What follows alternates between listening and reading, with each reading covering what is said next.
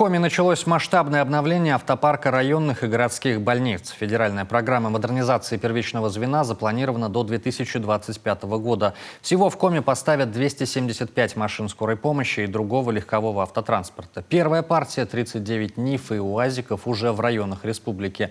Татьяна Супряткина оценила новый автопарк. Вот те самые новенькие машины, как только поступили в республику. А спустя несколько дней они уже колесят по районам. Транспорт предназначен для перевозки врачей по вызовам, выезда бригад в села и поселки. Мы получили 2 полноприводных автомобиля УАЗ «Патриот». Данные автомобили будут перераспределены в следующее структурное подразделение. Это ФАП, села Бриколанский, участковая больница поселка Шлеюр. Наш автопарк давно уже ждал обновления. Особенно это важно в нынешней ситуации, когда вся основная работа организована на дому. Вследствие этого возросла нагрузка на автотранспорт.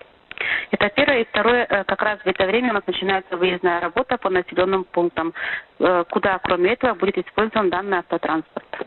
Программа модернизации рассчитана на 5 лет, но глава Коми Владимир Уйба поставил задачу перед профильным ведомством уже сейчас вести активную работу в части обновления медицинских учреждений на местах. Если говорить про ФАПы, то это 55 ФАПов по этой программе и 19 ФАПов в этом году по программе первичной медико-санитарной помощи. То есть всего только ФАПов будет построено более 70. В программу модернизации первичного звена, кроме строительства новых медицинских учреждений, вошли и капитальный ремонт объектов здравоохранения и их оснащение современным оборудованием. Вы помните, было обращение мое к президенту, там было много блоков, там было 9 блоков, в том числе несколько социальных блоков и как раз блок по модернизации первичного звена.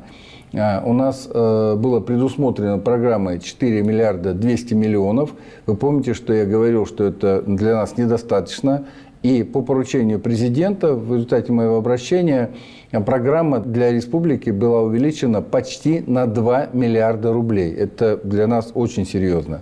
На сегодняшний день общая цифра финансирования по первичке составила 6 миллиардов. Но и здесь надо подчеркнуть, что это для нас сделано такое исключение. Из них 5 миллиардов 800 миллионов – это за счет федерального бюджета. Вообще принято везде 90/10. Масштабное обновление стартовало. Медицина должна стать еще доступнее. И жители должны оценить эти изменения.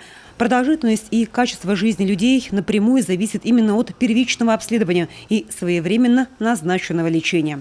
Татьяна Супряткина, телеканал Юрган.